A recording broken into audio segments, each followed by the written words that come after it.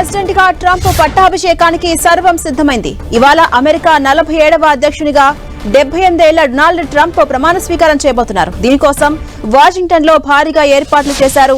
చలి కారణంగా బహిరంగ ప్రదేశంలో కాకుండా క్యాపిటల్ హిల్లోని రోటుండా ఇండోర్ లో కార్యక్రమం నిర్వహిస్తున్నారు.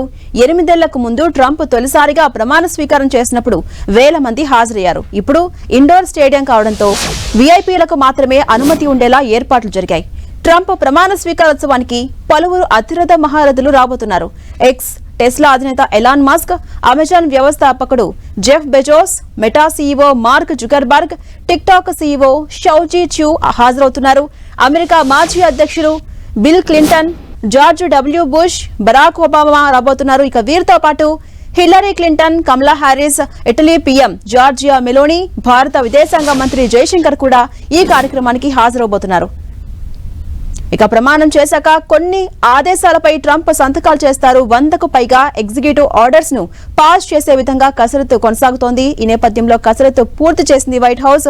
అలాగే 4 ఏళ్ల పాలన ఎలా ఉండబోతోంది అన్న అంశంపై ట్రంప్ తొలి ప్రసంగంలో వివరించబోతున్నారు. దీంతో ఆయన ఏం చెబుతారని ఆసక్తికరంగా మారింది.